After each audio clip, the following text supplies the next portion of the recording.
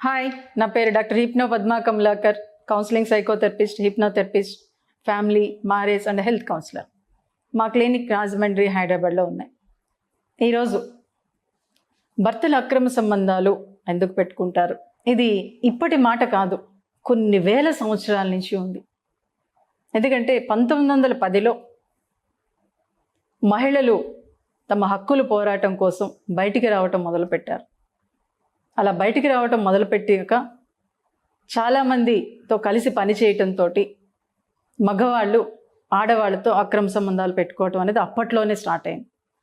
But అప్పటికన్నా పూర్వం రాజులు కొన్ని వేల మంది భార్యలు ఉంటే అది గొప్పగా ఫీల్ అయ్యేవారు, ఒక ప్రౌడ్గా ఫీల్ అయ్యేవారు. దాని నుంచి మెల్లగా మనం బయటపడాలి అంటే అసలు ఎందుకు అలా వాళ్ళు పెట్టుకుంటున్నారు అనేది పరిశీలిస్తే నా దగ్గరకు వచ్చిన కేసులను చూస్తే చాలా ఆశ్చర్యంగా, చాలా సిల్లీగా అనిపిస్తుంది. ఒకసారి ఒక వైఫ్ అండ్ హస్బెండ్ రావటం జరిగింది. చాలా మంచి ఫ్యామిలీ, ఇద్దరు కూడా ఎడ్యుకేటెడ్, చాలా చక్కగా సంపాదించుకుంటున్నారు, అంతా బాగుంది.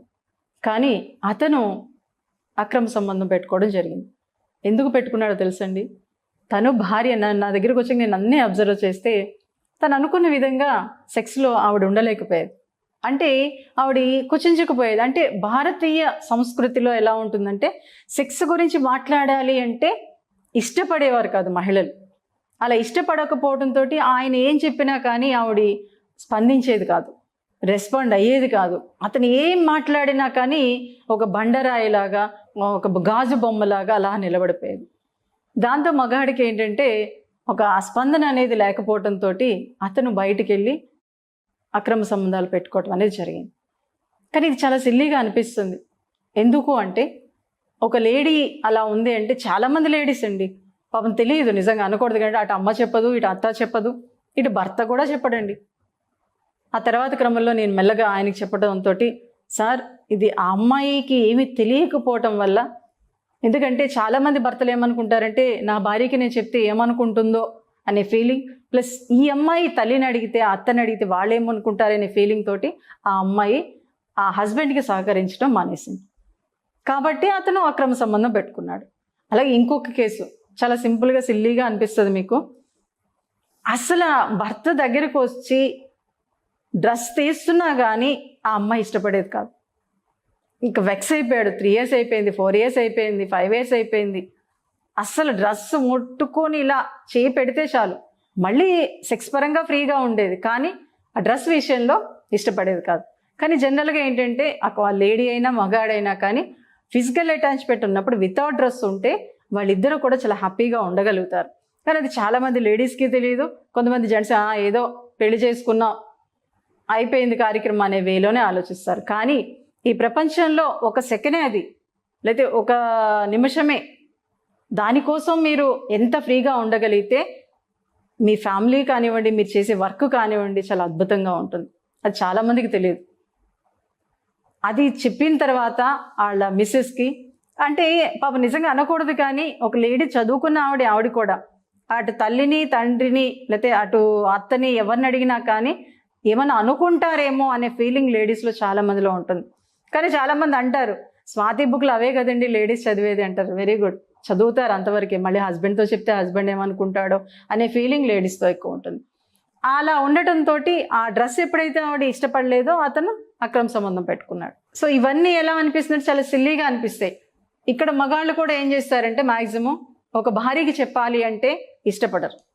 ఒక భార్య ఆప్యాయంగా మాట్లాడుతుంది అంటే ఆ టైంలో వాళ్ళు పట్టించుకోరు. అదే బయట ఆడవాళ్ళతో చాలా చక్కగా, చాలా సిల్లీగా, చాలా సరదాగా, చాలా లవ్లీగా మాట్లాడేస్తారు. కానీ ఇక్కడ భార్య వచ్చేటప్పటికి అబ్బాయి ఇంట్లో అన్ని పనులు ఉన్నాయి, ఈ పనులు చేసుకుంటూ ఇవన్నీ చేసుకుంటూ ఏం మాట్లాడుతుంది అనే వేలోకి వెళ్ళిపోతారు. ఆ బయట ఆడదారితో ఎంతసేపు మాట్లాడినా హ్యాపీగా అనిపిస్తుంది, తిని అలా మాట్లాడదు అనే వేలో మగవాడు ఆలోచిస్తారు. ఇంకొకటి మీకు సిల్లీగా అనిపించవచ్చు, పాపం అతనికేమో చాలా డ్రీమ్స్, చక్కగా హోటల్స్కి వెళ్ళాలని, మంచి మంచి ప్లేసెస్కి వెళ్ళాలని, అక్కడ భార్యతో ఎంజాయ్ చేయాలని అతని కోరిక. కానీ ఎక్కడికి వచ్చేది కదండి ఆవిడ. మళ్ళీ చదువుకుంది, లెక్చరర్గా జాబ్ చేస్తుంది, చాలా బాగుంటుంది ఆవిడ. కానీ ఎక్కడికి రమ్మన్నా సరే వెళ్ళేది కాదు. అక్కడ ఏ ప్లేస్కి అయినా సరదాగా వెళ్దాం రావే అంటే నేను రాను, అమ్మ ఏమనుకుంటుందో లేదా అత్తయ్య గారు ఏమనుకుంటారని దాంతో ఆయన వెక్స్ అయిపోయి హ్యాపీగా బయట వాళ్ళని తీసుకొని ఎంజాయ్ చేయడం మొదలుపెట్టాడు. అలాగే ఇంకొకటి మీకు ఇంకో కేసు గురించి, అతను బయట వాళ్ళతో ఎందుకు వెళ్ళాడో తెలుసా? పాప ఎంతో చెప్పి చూసేవాడు ఆవిడతో, సరదాగా మాట్లాడవే, లవ్లీగా మాట్లాడవే, సెక్సీగా మాట్లాడవే అంటే అస్సలు మాట్లాడేది కాదు. ఇంకా దాంతో వెక్స్ అయిపోయి బయట వాళ్ళతో చాలా హ్యాపీగా మాట్లాడడం చేయడంతో బయట ఎంజాయ్ చేయడం మొదలుపెట్టాడు. ఇవన్నీ చాలా సిల్లీగా అనిపిస్తాయి, కానీ మగాడు ఏమవుతుందంటే ఆ టైంలో ఆ క్షణంలో మాట్లాడేశాను, ఎంజాయ్ చేసేసాను అంతే, దాన్ని మర్చిపోతాడు, వదిలేస్తాడు. అలాగే డర్టీగా కూడా చాలామంది మగవాళ్ళు, అదే ఒక లెజెండ్గా ఉన్నవాళ్ళు ఇష్టపడతారట సైకాలజీ ప్రకారం. అది జనరల్గా ఇంట్లో ఆడవాళ్ళు ఇష్టపడరు, దాంతో బయట అక్రమ సంబంధాలకి వెళ్ళిపోతూ ఉంటారు. ఇవన్నీ కూడా ఎలా ఉంటుందంటే సమాజంలో మనం ముందుకెళ్తున్న క్రమంలో చాలా జుగుప్సాకరంగా, చాలా అసహ్యంగా మనం అనుకుంటాం. కానీ ఆ టైంలో ఆ మగవాడి పరిస్థితి, వాళ్ళకు అనుకూలంగా, వాళ్ళ డ్రీమ్స్కి అనుకూలంగా వాళ్ళు ఏ విధంగా ఉండాలి, ఎలా ఉండాలి అని అనుకునే విధంగా వాళ్ళు లేకపోతే వాళ్ళ డిస్టర్బెన్స్ ఉంటుంది. కాబట్టి వాళ్ళు ఇలా అక్రమ సంబంధాలు పెట్టుకోవడానికి ఎక్కువ అవకాశాలు ఉన్నాయి. మీరు ఆలోచిస్తే మటుకు మీరు బయట ఆడవాళ్ళతో ఎంత చక్కగా, ఎంత ఫ్రీగా, ఎంత బాగా ఎంజాయ్ చేస్తున్నారు, ఎంత ఫ్రీగా మాట్లాడుతున్నారు అనే విషయాన్ని మీ భార్య దగ్గర, అంటే అక్కడ ఆ విషయాలు కాదు, మీ భార్యతో మీరు ఆ విషయాలు డిస్కస్ చేయండి. నువ్వు ఇలా ఉంటే బాగుంటావు, ఇలా చేస్తే బాగుంటావు అని ఒక భార్యతో మీరు ఎంత ఫ్రీగా మాట్లాడగలిగితే, అంటే జనరల్గా ఏంటంటే మన భారతీయ సంస్కృతిలో ఒక లేడీ తొందరగా సెక్స్ పరంగా మాట్లాడడానికి ఇష్టపడదు. అది ఇప్పుడు కాస్త వస్తుంది, బయటికి వస్తుంది. కాబట్టి అది మీరు మీ మిస్సెస్తో డిస్కస్ చేయండి. బయట వాళ్ళతో డిస్కస్ చేస్తున్నారుగా, మీ భార్యతో డిస్కస్ చేయడానికి ఏమి, చక్కగా మాట్లాడండి. ఎప్పుడైనా బయటికి వెళ్ళినప్పుడు చాలా సరదాగా ఫోన్ చేసి చాలా లవ్లీగా మాట్లాడండి మీ భార్యతో. అలా మీరు కొన్ని రోజులు అలా చేస్తూ ఉంటే ఆటోమేటిక్గా కొంతకాలానికి అరే నా హస్బెండ్ నాతో మాట్లాడుతున్నాడు కదా, నేను కూడా మాట్లాడాలి కదా అనే వేలో తను కూడా ముందుకు వస్తుంది. అదే ఒక లవ్ చేసినప్పుడు గంటలు మాట్లాడతారండి, అదే పెళ్ళైతే ఒక్క క్షణం కూడా మాట్లాడుకోరు. కానీ ఒకటే చెప్తున్నా, లవ్ అనేది మనసుకు సంబంధించింది. అది ఎప్పుడైనా ఎక్కడైనా చేసుకోవచ్చు, అది ఇబ్బంది ఏం కాదు. కానీ ఎంత కష్టపడినా, చాలామంది జెంట్స్ ఏం చేస్తారంటే అలసిపోయాము, ఇంటికి వచ్చాము, భార్య నాకు అనుకూలంగా లేదు, సరిగ్గా లేదు అని చెప్పేసి బయటకు వెళ్ళిపోతుంటారు. అది మీరు మీ భార్యకి చెప్పలేరా? చెప్పండి, నేను వచ్చేటప్పటికి చక్కగా ఒక అరగంట ముందు లేదా గంట ముందు నువ్వు ఇలా ఉంటే భలే ఉంటావే, ఇలా తయారవ్వే అని చెప్పొచ్చుగా. నీ భార్యగా, బయట వ్యక్తి కాదు కదా. బయట వ్యక్తులకు మీరు చెప్తున్నారుగా. నేను చాలామంది జెంట్స్ని అబ్జర్వ్ చేసినప్పుడు, నా దగ్గరికి వచ్చిన లేడీస్ చెప్పినప్పుడు బయట ఆడదాన్ని చాలా చక్కగా పొగుడుతూ ఉంటారు. నువ్వు అలా ఆ డ్రెస్ వేసుకుంటే బాగున్నావు, ఈ చీర కట్టుకుంటే, నీ భార్యతో నువ్వు ఎందుకు చెప్పలేవు? నీ భార్యతో కూడా చెప్పండి. ఎప్పుడైతే అలా చెప్తూ ఉంటారో ఆటోమేటిక్గా మీరు ఎలా ఉండాలి అని అనుకుంటారో అలా ఉండగలుగుతుంది మీ భార్య. అంతకన్నా అద్భుతంగా ఉండగలుగుతుందండి. ఎందుకంటే భార్యాభర్తలకు మించిన స్నేహితులు, భార్యాభర్తకు మించిన అనుబంధం ఎక్కడా ఉండదు. సో కాబట్టి ఏంటంటే ఒక భర్తగా తనకి అనుకూలంగా మాట్లాడుతూ, తనకి ఏమి ఇష్టం, తను ఎలా ఉంటే బాగుంటుంది, తను ఏం చేస్తే బాగుంటుంది, తను ఏ భంగిమలో ఉంటే బాగుంటుంది అనేది మీకు బాగా తెలిసినప్పుడు తనతో డిస్కస్ చేయడానికి ఏమి. కాబట్టి ఆ విషయాలన్నీ మీరు తనతో డిస్కస్ చేయండి. మీలో ఎమోషన్స్ ఎక్కువ ఉంటాయి, కానీ ఆ ఎమోషన్స్ కంట్రోల్ చేసుకొని కాస్త ప్రేమగా భార్యతో మటుకు ఈ విషయాలు డిస్కస్ చేస్తే అద్భుతంగా ఆవిడ ఉండగలుగుతుంది. అలాగే ఇక్కడ మీరు ఒక భర్తగా అతను ఎలా ఉండాలి ఏంటనేది నేను చెప్పాను. ఒక భార్యగా మీరు ఎలా ఉండాలంటే కొన్ని విషయాలు మీరు డిస్కస్ చేయలేకపోవచ్చు, మాట్లాడలేకపోవచ్చు. జనరల్గా లేడీస్లో ఎలా ఉంటుందంటే, అరే భర్తతో ఈ విషయం మాట్లాడితే ఏమనుకుంటాడు, నీకు బయట సంబంధం ఉందా అని ఇలాగే డైరెక్ట్ కొంతమంది మగాళ్ళు అయితే అనేస్తూ ఉంటారు. సో అలా అంటారనే భయంతో చాలామంది ఆడవాళ్ళు చెప్పలేకపోవచ్చు అండి ఒక భర్తకి. సో అలా మీ మిస్సెస్ ఏమైనా ఫీల్ అవుతుంది మీరు అబ్జర్వ్ చేయండి. అలాగే ఒక లేడీగా చక్కగా చదవండి, తెలుసుకోండి. ఎందుకంటే లైఫ్ అనేది ఒకటే. మీ భార్యాభర్తల బంధం అనేది ఒక అద్భుతమైనది, ఒక ఉన్నతమైనది. మీరు మరింత బాగా వర్క్ చేసుకోవడానికి, మరింత హ్యాపీగా మీ లైఫ్ని లీడ్ చేయడానికి భార్యాభర్తల బంధం, శారీరక బంధం అనేది ఒక అద్భుతమైన టానిక్ అండి.